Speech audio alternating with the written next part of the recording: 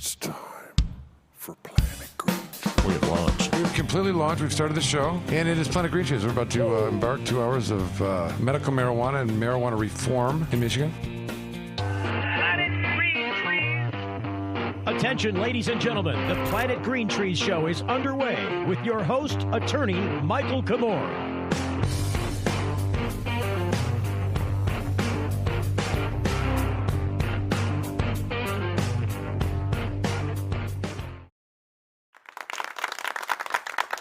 The idea, I'm like, I'm not even sure. Are you serious? Oh, Like as if. sorry. I'm just saying if we're going to pretend. Just pretend. I didn't realize we were That's on. all right. I apologize. I know I tune in time. All right, we're starting the show. We've launched. Welcome, everybody. Planet A little sputtering. Little spur out of the gate.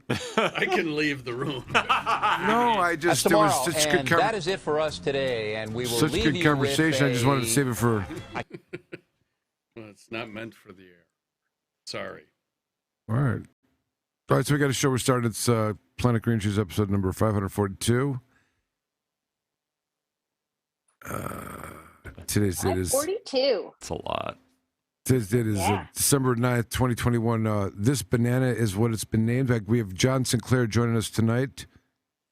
Talk about his upcoming event this Friday. Celebration of the 50 years since the concert and press arena. James, that's official? Is that what it officially is? Yeah. All right, okay. December 10th, 50 years ago.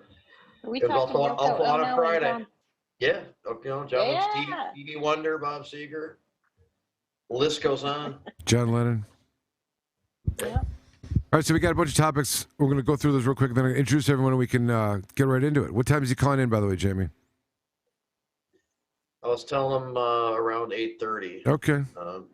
He does, like, he is 80 and, chooses to kind of, like, go to sleep when he wants to. So if he's... Yeah. Well, that'll happen. Hey, shoot, when I get that age, 6:30, that's bedtime. He said the only thing... I'm waking up at 2.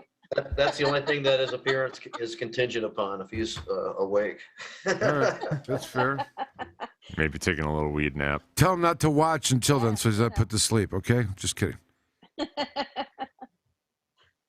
I'll call him at 8:30 if he hasn't come on yet. All right. So let's see here. We got. So here's the topic. What is that? Is that us? Is that happening? Okay. Strap in. All right. The topics are going to be. I'm going to rant a little bit about this Oxford tragedy. I just wanted to make a couple comments about that. So, there's a huge recall in Michigan's history responsible for 18 health complaints. Now officials testify.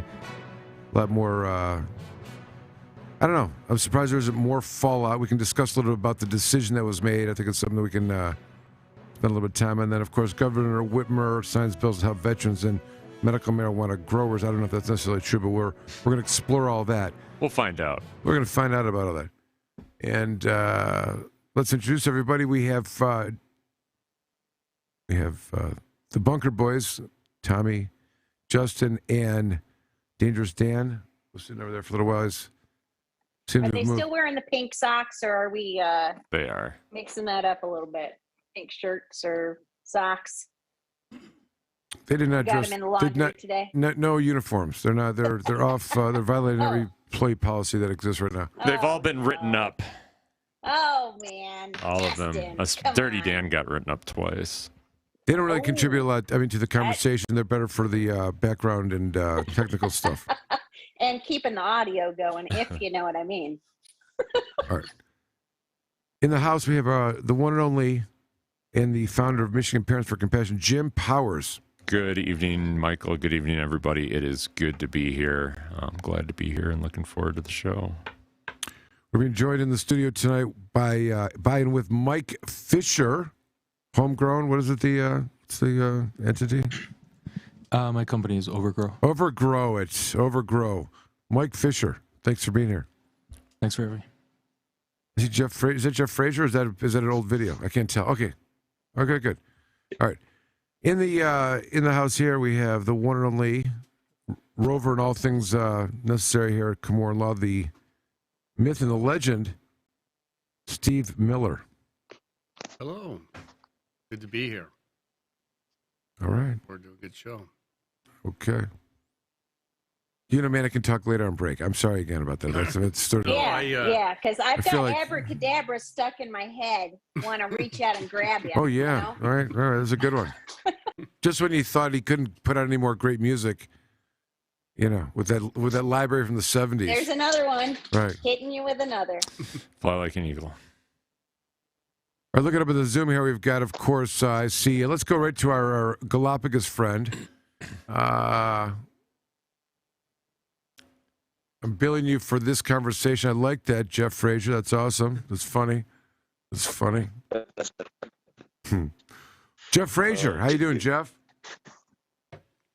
I'm doing great, man. Always great to see you. All right, can you hear us okay? Is this connection okay? Is He that froze up. Looks like he- Connection's not that great. It looks like right now. all right, we're going to get mixtures. And then, of course, we've got Amanda Joslin, who was here last week. It wasn't, well, it was last week. It seemed She was. not too long ago. Yeah, it was really. Gosh, time's been flying. Now she's not here, but she's there, and we're No. glad she's zooming in with us. Yes, here, there, and everywhere. Today I'm zooming. Next week, who knows? I might be flying right on into the studio. All right. We'll see. Like that. Like that. It's gotten really cold here. But happy to be here all the way. Very It's cool. gotten cold. It's not. It's like the reason why people go to states like Florida, Texas, stuff like that. It's cold. It's very I just go there to hang out with my friends. Right. All That's my right. friends are in the mitten. Like Right. I don't have any friends in the sock yet. Right. You know, so I got to fly up there to have friends. People need to understand the sock has now been defined as Florida on the map by Amanda. It's not the boot like Italy. Yes. She's calling it the sock. It's a sock. It's the. It could be sock. called something else, probably. Other things. It could be like a. I'm sure. I'm sure. What is Florida? I just refer to it as the sock because, obviously we've got the mitten for Michigan. And then all the way down at the bottom is the sock. And that's what you wear on your feet, top, bottom, mitten, sock, Right. kind All right, of. But one thing I have learned is everything wants to eat you down here. That's true. That's right. Yeah. Interesting. Right. Everything. Hey, did you see the palmetto bugs yet? Oh my gosh, Jimmy. I saw one Yeah. belly up Yeah. in the back of my Suburban. I about Oh, yeah. had a connection. Yeah. I was like, holy Moses. Why, what are that's they? the They dangerous? biggest thing They're I've seen cockroaches. in a long time. Yeah. They're cockroaches they're with cockroaches. wings. They Big just flying dress them up. cockroaches. Yes, they totally are. But they and call they're them palmetto disgusting. bugs. They think it's better that Yeah. way. Takes the But edge they're off. everywhere. It's easier to take. I don't Bad see name. them. Luckily, I have not seen them live in the house. Oh, I just have wait- seen them just in the wait till next garage, summer. You'll belly love it. up. You'll love Oh, it. man. What about I all don't those know, little? but there's these things called cane toads. Very dangerous. Cane toads are very dangerous. They get pretty decent. They look like regular sized toads, right? But they are nocturnal, so they like to hang out at nighttime. And your dogs happen to like to mess with them, and just their toxic fumes can make a dog sick. Hmm. And if they eat it or get a hold of it, unfortunately, it might pass away. So you got to be real careful with the cane toads, which are all over the place down here. It's Are there like just fumes, something just so as easy as a toad, you know? And then you got the gators. Oh yeah. Don't forget the That's a gators. whole nother story. I read an article about a python too. No, they I'm did. They're not all over going the over place there. down there. the Pythons are all over the place. Invasive species. Also, the iguanas, I think, right? Yes, iguanas. I heard they get really mean, Michael, and they whack you with their tail and stuff. Oh, that's funny. Yeah, those. I need are a video those of that things happening. Are I would love. Yeah, I'll look for one. I'll see if I can't get my hands on one. But yeah, I heard they're pretty violent if they do not want to be touched. I remember like those little I'm lizards. guessing those are not pet quality. Yeah, those little lizards running around there too. They've been in the trees and stuff. Anyone remember Florida from that? Yeah, anoles All right. or alligator lizards. Right. Daisy cannot catch them. She Mhm. loves them, Right. but she can't catch them. She's not fast enough. All right.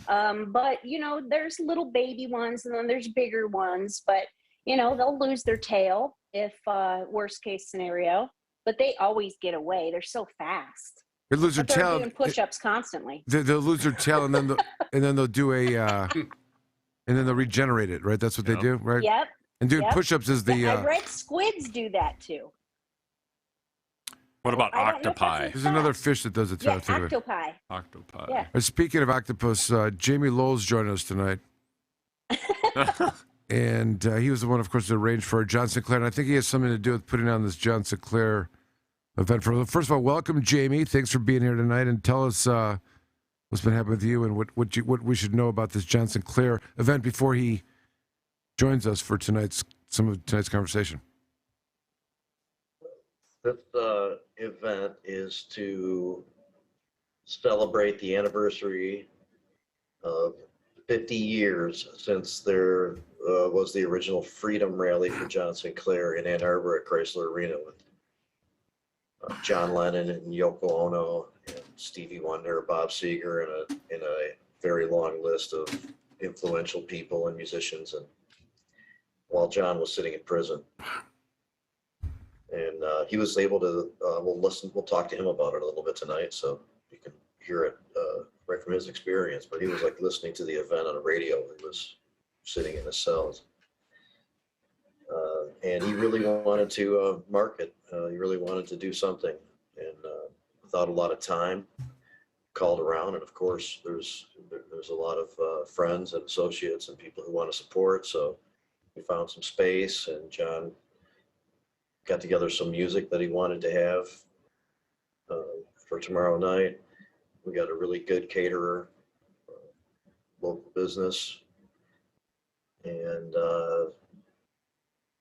just about sold out of some limited number of tickets that we made available to celebrate this event with John.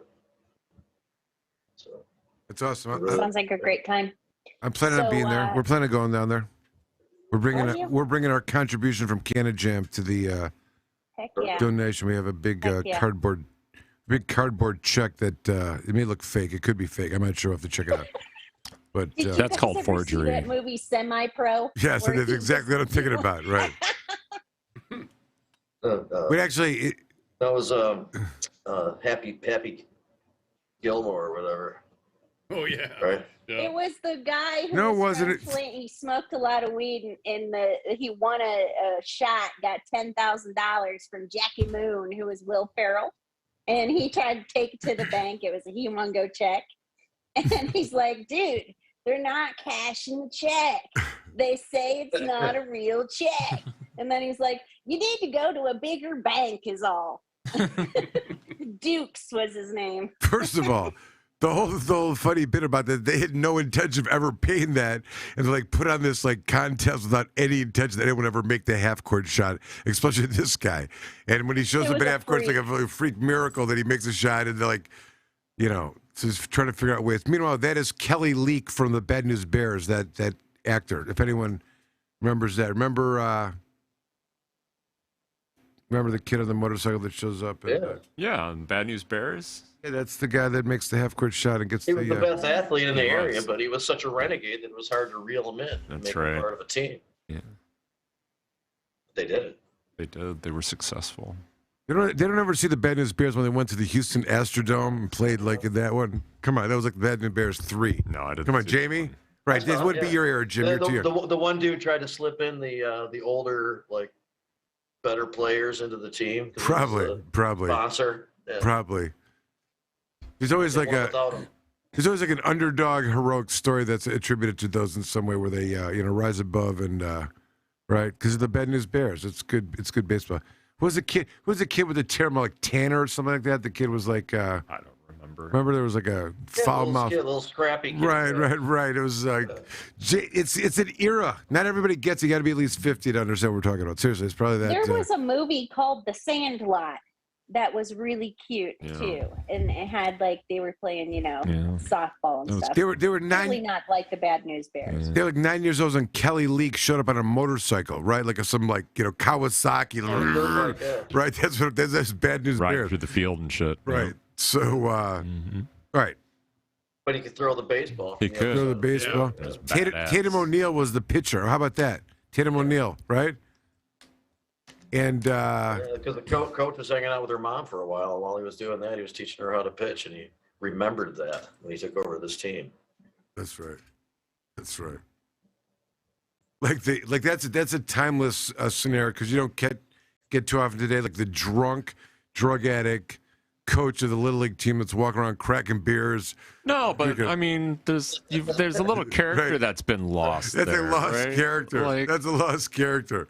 You know what I mean? Like but I couldn't imagine my childhood without the coach. without that, right? They didn't Drinking care. the can Can you of imagine Busch, them yeah. checking like now you coach, you got to show up with like a background check. That's right. You got to pay for a background Yeah, check. wear a scram tether and shit. Every.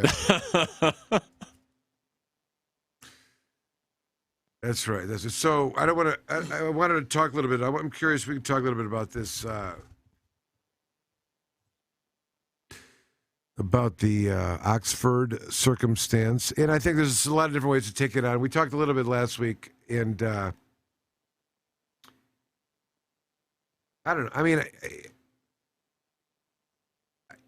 it's interesting what's taking place there. I have a certain thought process of this, and that it's a tragedy, and there's nothing that anyone can say to Horrible. suggest otherwise. It's horrible, and it's not the first time it's happened. And statistically speaking, there's a certain number of school shootings every year, and they've been relatively the same the last 10 years. They've been on the increase, but they're like higher than they've ever been, like substantially 25-50% higher than past years over the last 2 or 3. And it's something that when Michigan hasn't had one of these, right? They're always somewhere else. It's not our community. It wouldn't happen here. And then it happens really close to home. It's not even like, something happens in Michigan.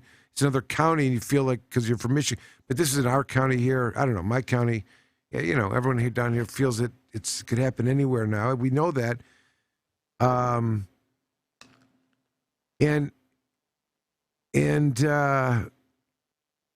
don't know. I feel like we're, as a parent, I've kind of dragged into the narrative and the debate and the conversation. And I like what Jim said last week, that there's a solution. You've got to secure the schools. Something to be said about that. I think that there needs to be a lot of reflection on that as a matter of course and how we're going to actually manage that, because I think there's a lot of competing issues that are at stake here, and that we rely upon law enforcement as public safety officers to contribute maybe to the safety, to act as people at the school for safety, but we also don't want our schools turned into prisons where their children are there and they're being policed as a regularity, that the guards are the guards of the children. I think it's a bad, and it's very, and I think that it's a harder, I think that in light of where we stand right now, and I think it's not just me, but like there's a different perception of policing in general. Like we're looking at it over the last couple of years differently. There's a different perception of it than it may have been in the past.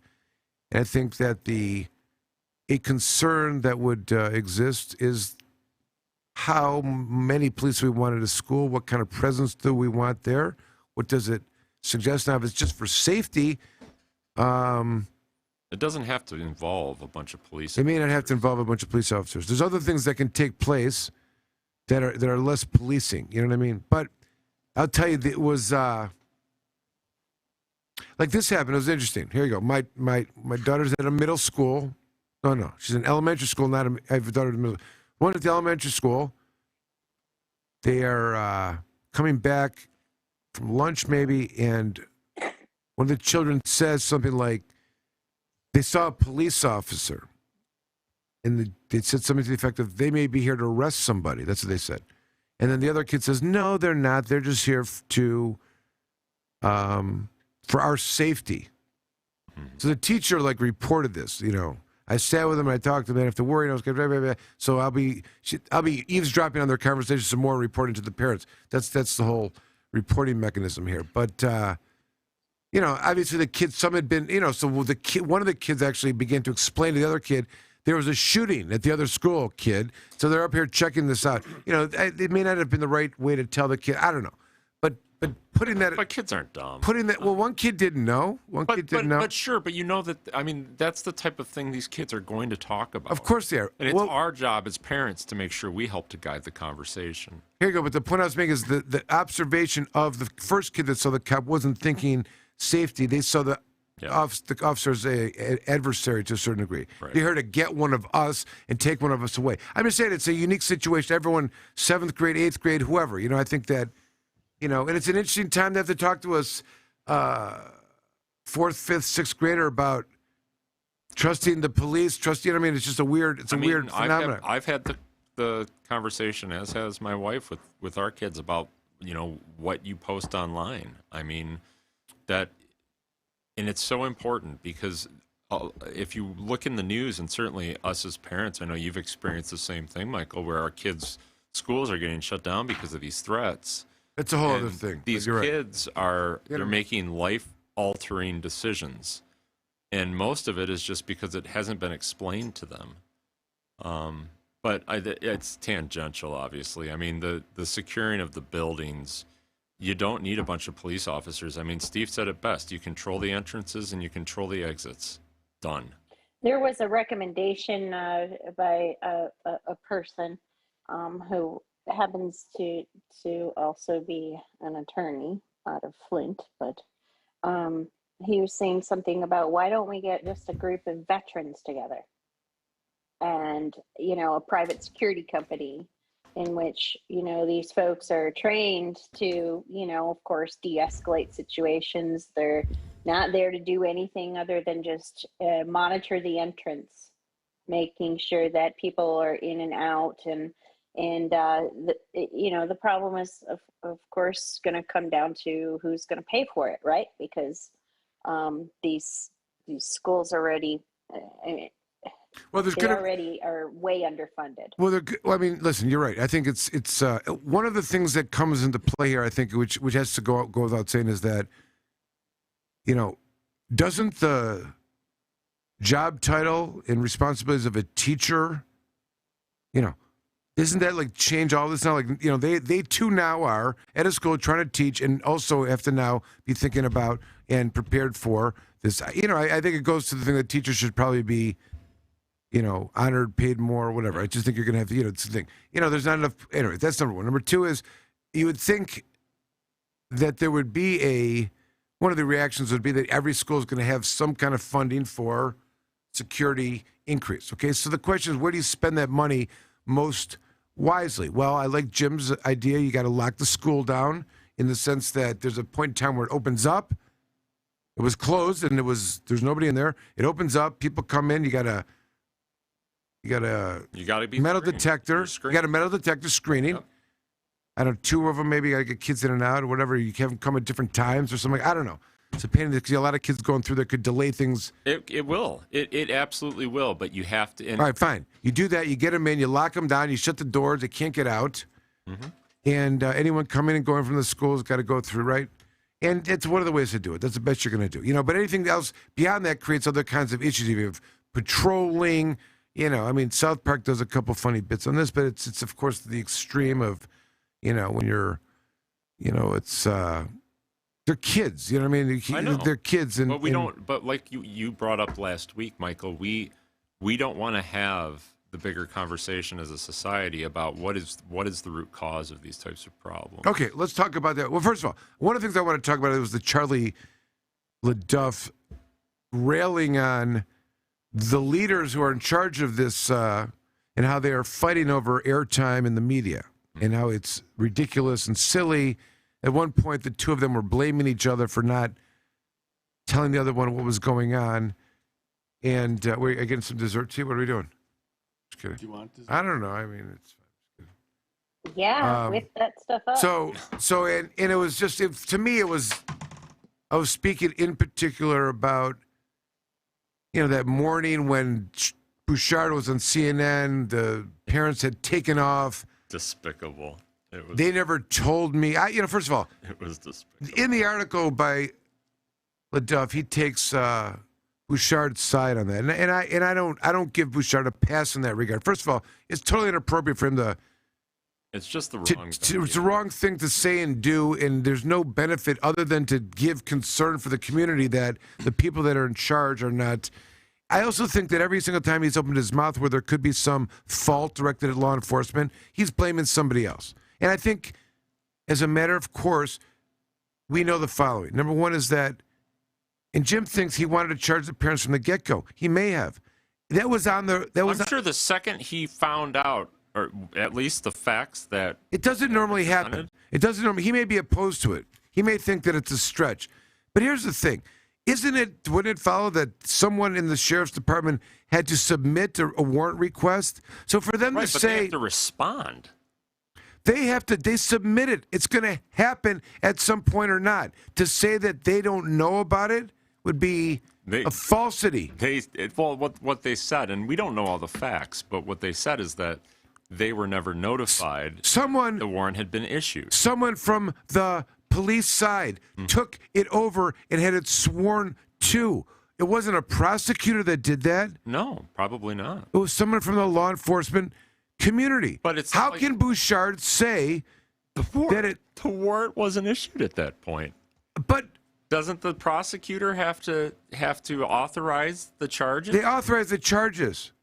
The charges that are authorized were requested by the sheriff's department. Well, but what if after they're authorized, someone from law enforcement takes it over to the court? That may not have happened. It may have been an investigator with the Oakland County prosecutor. At that point, they were involved in the investigation, and they certainly would have been the ones to determine if additional charges were warranted. There's so many people there to find. The whole point is this battle should not be being fought on CNN. It is disrespectful. Knock it off. All right, let's talk about fault. All right, so we know the parents were charged, and I would say this: I at the moment, and I may change my view on this. First of all, is it fair to say? Let's let John know. John's here. Oh, he's okay. We're talking about the Oxford high school tragedy right now. He's on mute. Unmute, John. Click your little unmute button, John. John, mute. Unmute. There you go. There you go. John, how you doing? Welcome. Thanks for joining us. Appreciate you, my friend. Good to see you. We were talking about that Oxford incident and some of the crazy stuff of the fallout. I don't know if you're interested in that at all. If you got any commentary on that, we've been trying to, there was. Very carefully.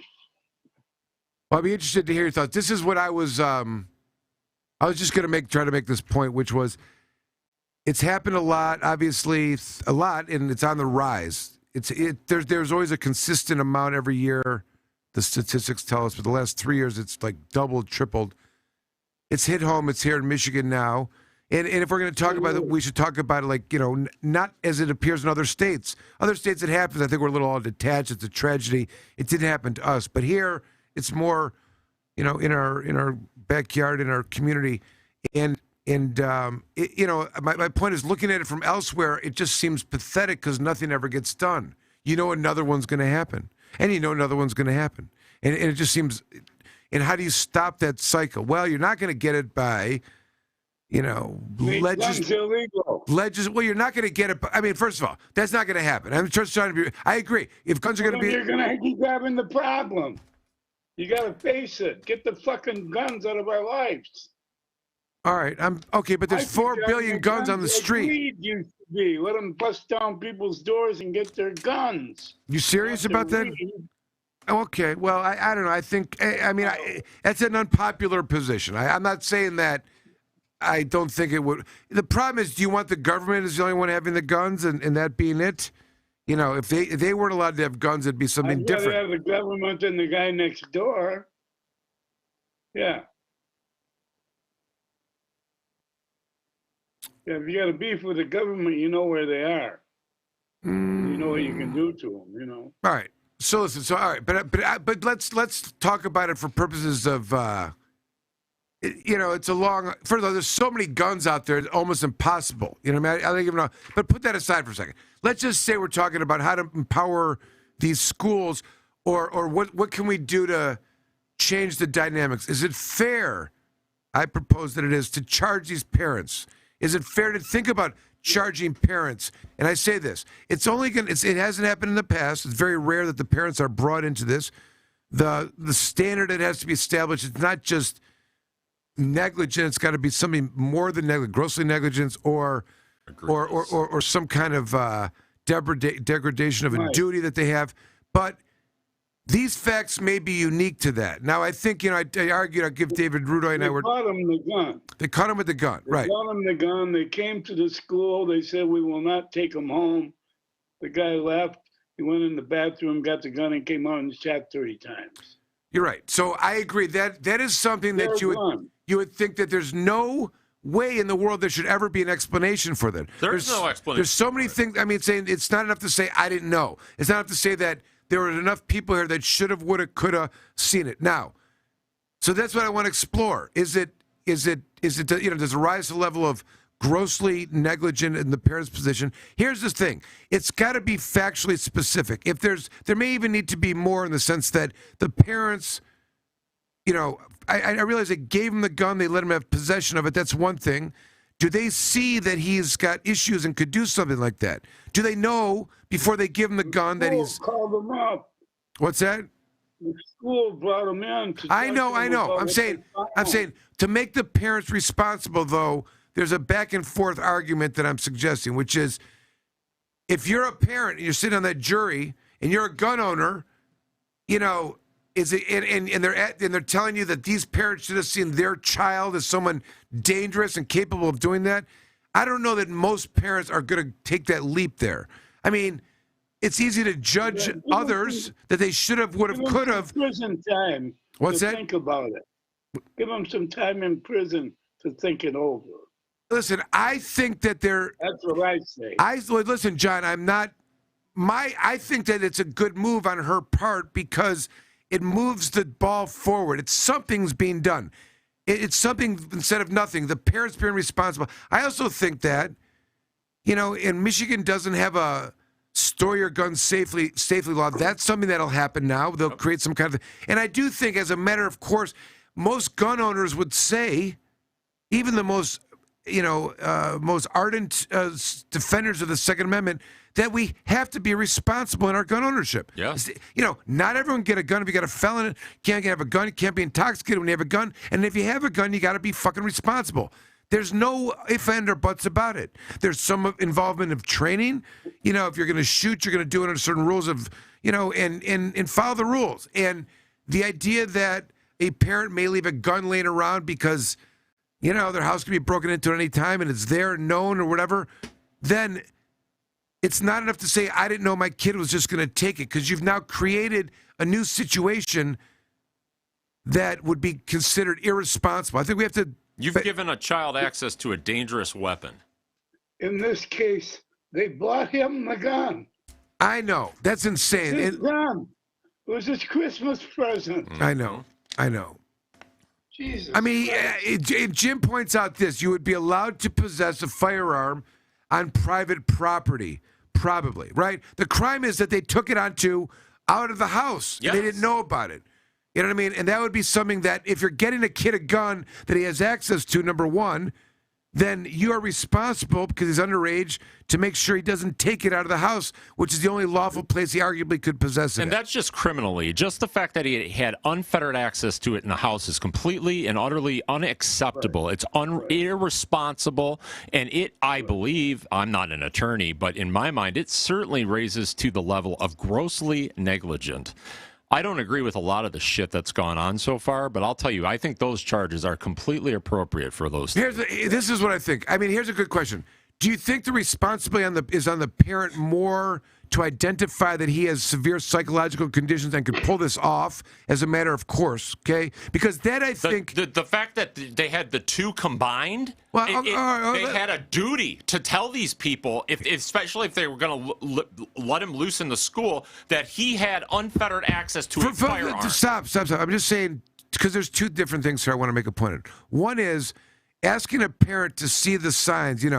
He killed his fourth cat of the week. He likes to kill the cats and put them in the refrigerator and then take them, some crazy shit like that. Like that may be a a sign of something that there's going to be something bad happening, right? But I'm saying, here you go. Pictures of fellow students dying and pictures of bullets. All right, well, that's what I'm saying. So that's something that are signs that may say the parents should have, would have, could have. There's a cry for help. The teachers would have, could have, should have. They did the same thing. They should have maybe done something. Kick the can. Or do we put more responsibility on this?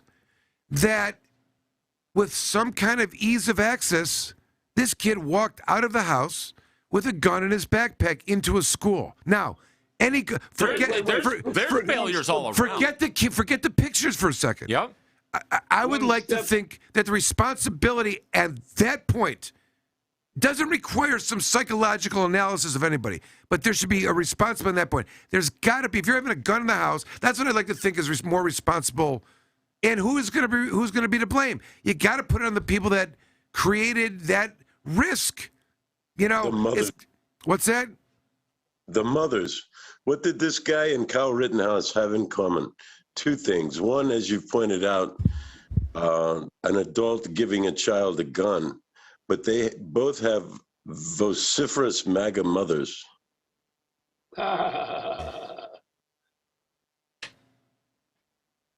Right. Oh.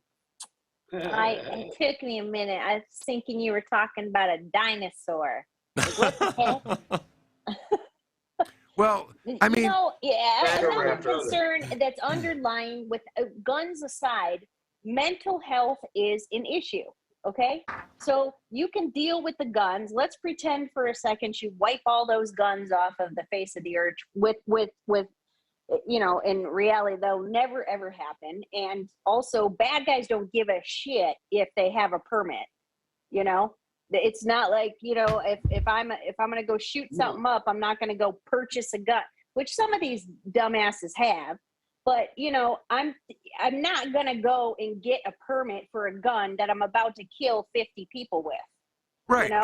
And somebody who has mental health issues, it may be a debate. They may not have been deemed that yet. But and the people that are around them that want to make sure that they don't get the gun shouldn't have to make that decision based upon whether they think they have mental health issues or not. It should be based on the idea that you're a responsible gun owner and that by virtue of that definition, nobody gets your gun. You don't give it to other people. You hold that as an honor of, you know, and you're responsible for the ability for someone else to get it. You know, I mean, it's not foolproof. There may be certain situations, you know, I hate the idea of some kid, you know, first time it doesn't, you know, they grab a gun and they steal it from your gun safe and, you know, those are, you know, but what do you do? But that's not what's happening. That's the problem is you see, like, I vividly remember this story about a woman in the parking lot of Home Depot with her 4-year-old child in the car, decides to run in and leaves her pistol in the center console of the vehicle, and the child gets it out. Like, what is wrong with these people? They don't understand it. They're not treating it like a dangerous weapon, which you have to. Did she get? She shouldn't get charged. You know why? Because that is an illegal carrying of a weapon. It's a CCW. Yep. If you carry a weapon with it locked in the case, if it's a pistol locked in a case, separated, unloaded in the trunk. No, but she had her CPL. That's what makes this even more freaking irritating. That's outrageous. It's mothers.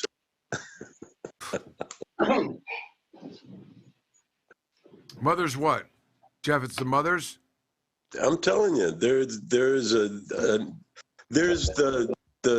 kind of what we came to be known as the normal serial killers that shoot up schools, which are they've been bullied, they have some mental health issues, they've got this, that, and the other.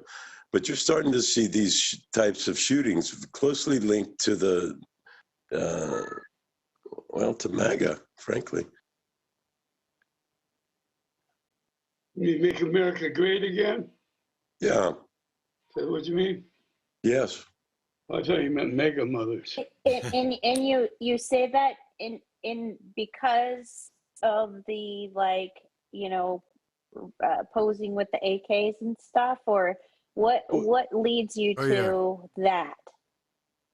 Well, there's a dangerous trend, I think, and I'll send around a few articles that I've found about it, that this whole culture of, arming children, bringing up your child with guns, because the election's been stolen from you and because, the socialists are invading and everything else that we see on TV. There's a bunch of mothers in this country that are vociferous in their support for MAGA and for gun rights and for raising their children with guns and in order to face a government Jeff, that's been taken over. You left out one thing in the name of Christmas too. Come on, get that in there now. It's part of the whole panache. You got to get the whole fucking thing in there. You're talking about what's her name? The one that's fighting with Ilhan Omar. What's her name? What's that one's name? I don't know who you're talking about. She made some. We get into this fucking area of discussion. Well, this is just what happens, Well, we're John. just talking. This is just. She posted. PG Yeah, TV. she posted a bunch of. I don't know. It's the issue of the gun thing. All right, you don't want to talk about that. I'm sorry. John Sinclair has joined us. John, of course, is having his. Has it been 50 fucking years? 50 years since the concert at Chrysler Arena. John, of course, was not there, but. I'll say the rest of it, since they let me out of prison for possession of 2 joints. Right. After 2.5 years. What do you have to say after all these years? What are your thoughts on all this bullshit? What are your thoughts? I mean, I don't know what question to ask you, but what are your thoughts at this moment about this? On which? The 50 years later. What do you think? Oh, I think we're doing good. We legalized marijuana. Right. Okay. You talk about these guns. Yeah. 60 years ago, when I said marijuana should be legal, it was a narcotic. We were regarded as dope fiends. And yet we persevered and we fought this, and we're the last shreds of democracy in our society, the marijuana movement. We used the voting, we organized people to vote, guys like Jamie Lowell and Rick Thompson and Ben Horner and all they organized people to vote. And we won.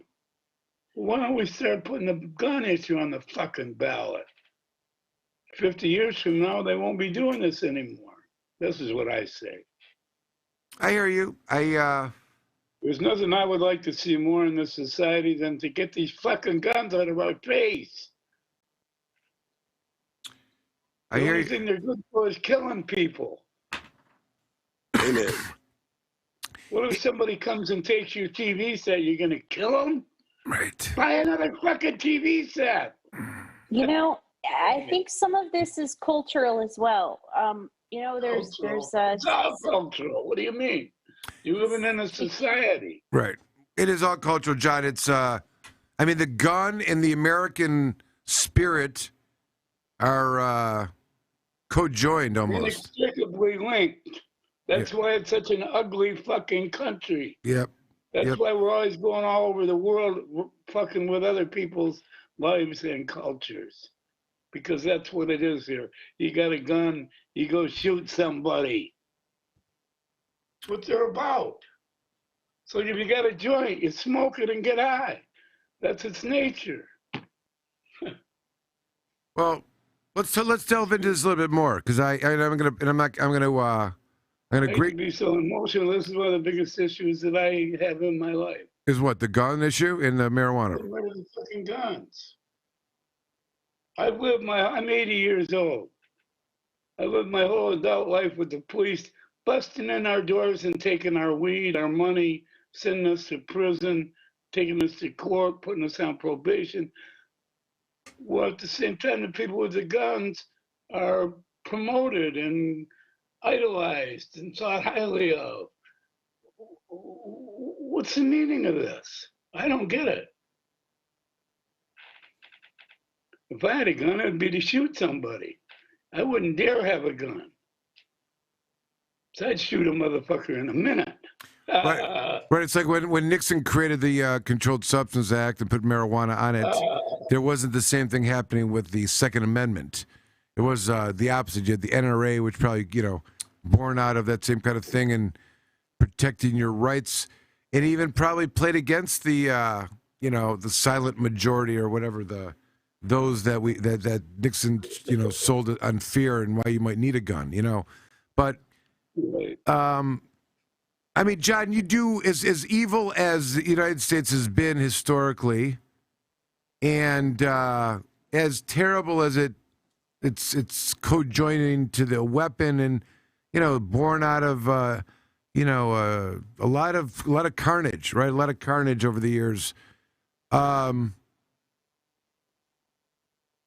you or do you not see it as a do you see it as a greatness? Do you see it as a failure? Do you see it as, all things considered, the United States I'm talking about, because, we all It depends on what you're looking for.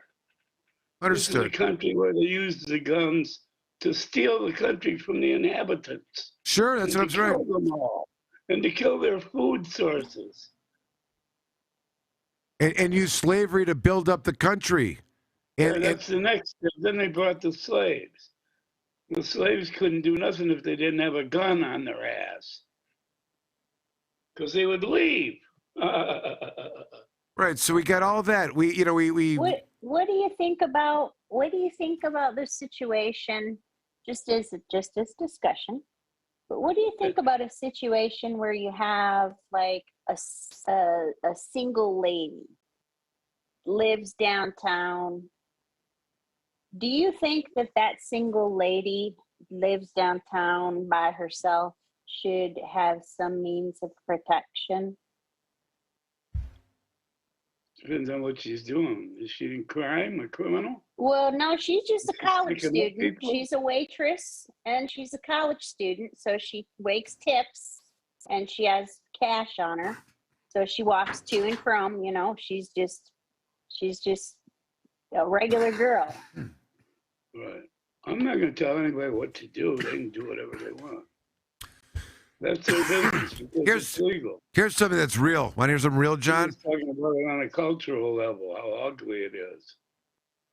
Yeah, I live downtown. I've lived downtown. I lived in Detroit for years and years. I'm from Flint, which is even worse city than Detroit. More wreck. More white people left Flint than Detroit even, relatively speaking. I've never had a weapon. Well, I should say, when we had the White Panther Party, we were following the Black Panther Party lead, and they told us we had to have weapons, so we got some weapons. But we never used them. But in real life, in daily life, downtown, in the middle of the urban jungle, so to speak, I've never had a weapon. I feel maybe if I went to Livonia, I might need a weapon. But I'm not going to have one. What do you think about this, John Sinclair? Much of the violence associated with guns, them becoming illegal, the increase in policing and criminalizing, and the perpetuation of firearms being transferred within this community was born out of and evolved with the war on marijuana and drugs. I mean, don't those two things parallel each other? Isn't it fair to say that the weapons that are used that we despise are, they even whether they are or aren't, they're attached to the criminal war on, the criminality, trafficking, drugs, whatever, that whole underculture, whether it's true or not. But, if you ask a cop, my training experience, when we get in the house, there's going to be fucking drugs, money, and guns. Go together. And that's what they're going to say, because you got to have in my training experience, they need the gun to protect the fucking money so they can buy the drugs and sell the drugs. They say. And that's what they will say. So the point I'm making is that if you could go to the dispensary and get your drugs, you wouldn't need a motherfucking gun. I understand that. Right, exactly. So the point I'm making is that, and there may have even been a time where the gun culture was different and not so associated with the criminal thing, because there wasn't a war on drugs and there wasn't communities that were broken up and you know, with police. Yeah, police were not doing that, right? So you didn't need, so you weren't right. All of that. Keep going. Sorry.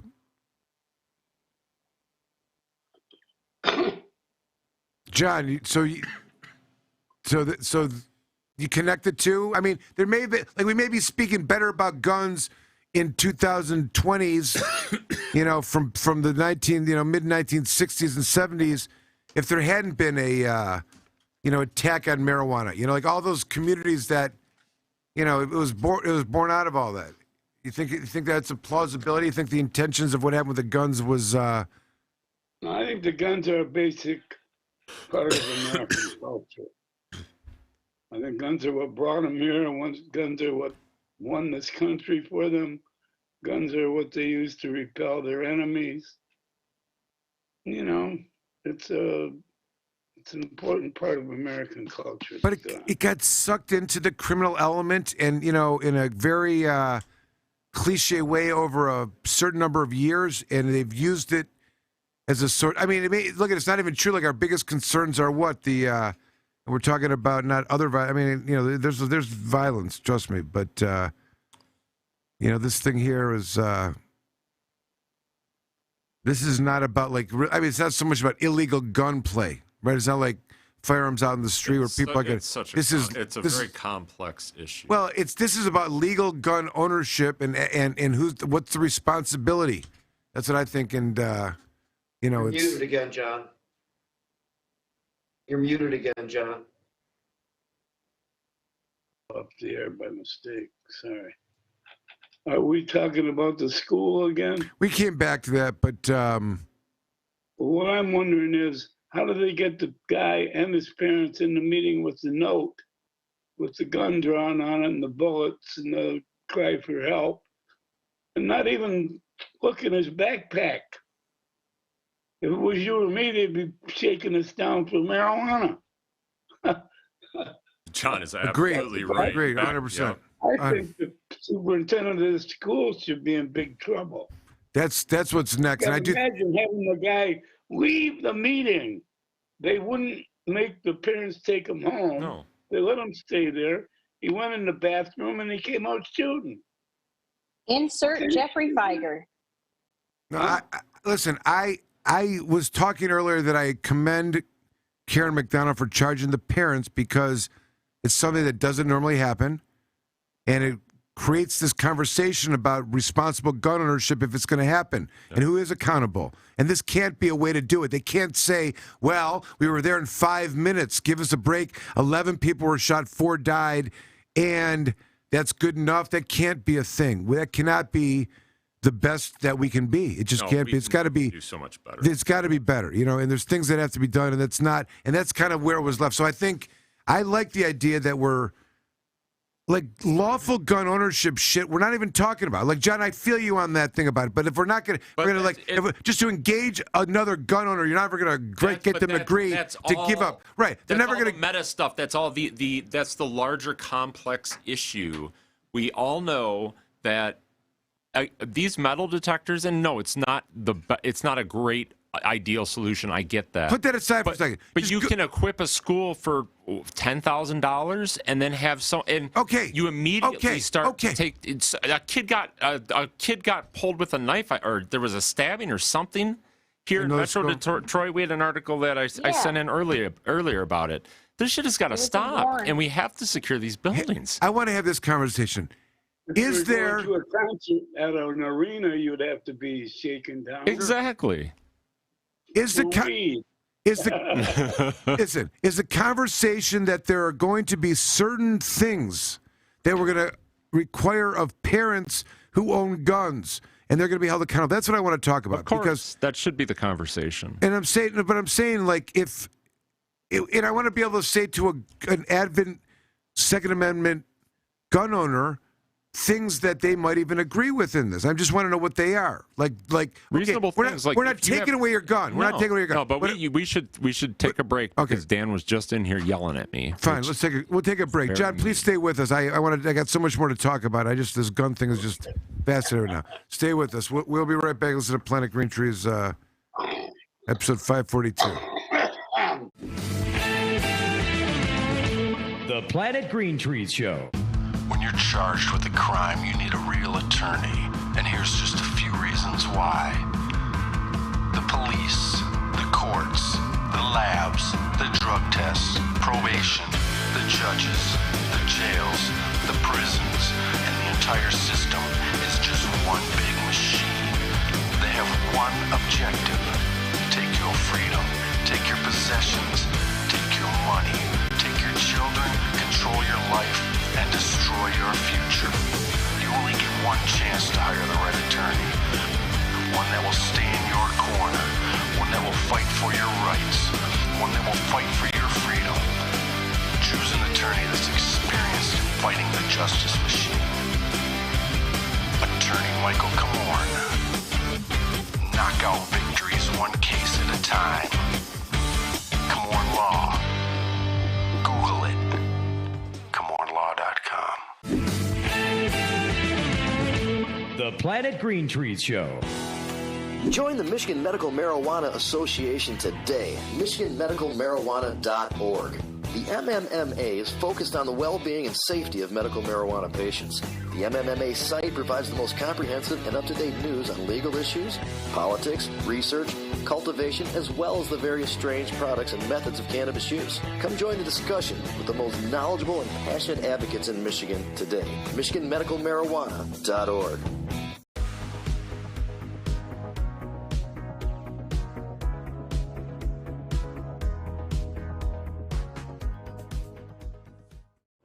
This is for those two wonderful couples that have been out here the whole time. Thank you guys very much. You're wonderful.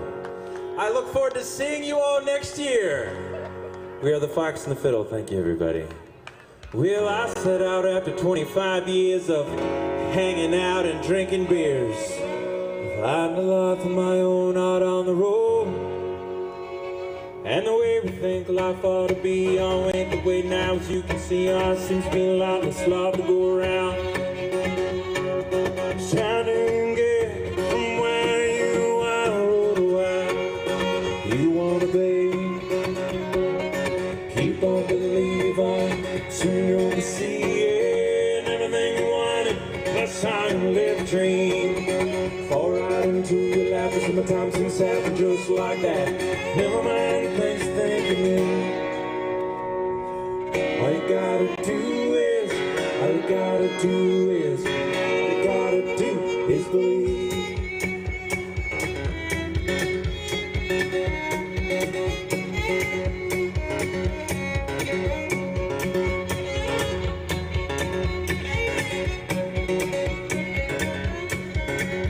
Well, I met a man now in Timbuktu, and he looked at me, told me the truth, so be thankful for this life that you've been given. Sometimes the tough and the chips are down. I remember you can turn the whole thing around. So be thankful for this life that you live on. Shining in from where you are, road away. You wanna be. Won't believe I soon you'll see it. Everything you wanted, that's how you live a dream. Fall right into your life with the time since happened just like that. Never mind things thinking. All you gotta do is, all you gotta do is, all you gotta do is believe.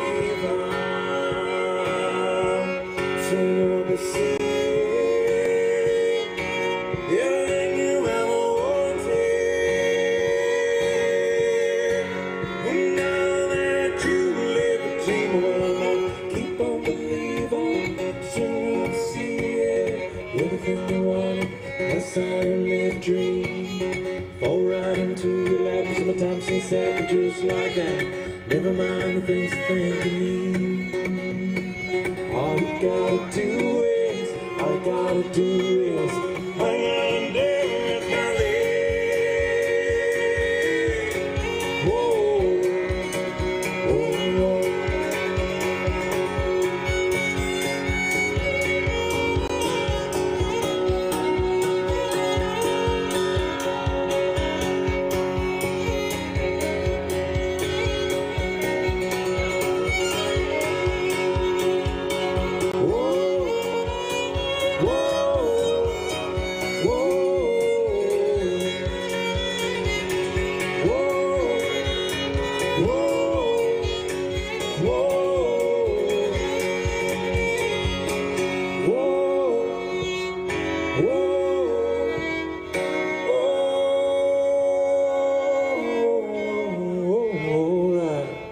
Ladies and gentlemen, the Fox and the Fiddle, be good and kind to one another. Tell someone that you love them. Pick someone up when they're feeling down. Always look before you leave. Remember, most importantly, we love you. We're the Fox and the Fiddle. We'll see you next year. Miss Emily Joy. Oh, yeah. I'm Austin Scott. Thanks, everybody. Have a wonderful day. Oh, yeah. We're doing it.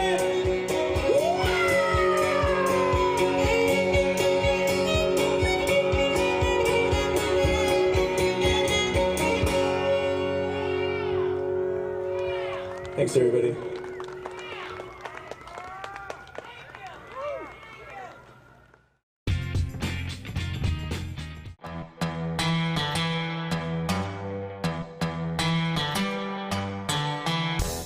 An important and historical farm crop in American agriculture is returned after having been classified as a controlled substance and illegal.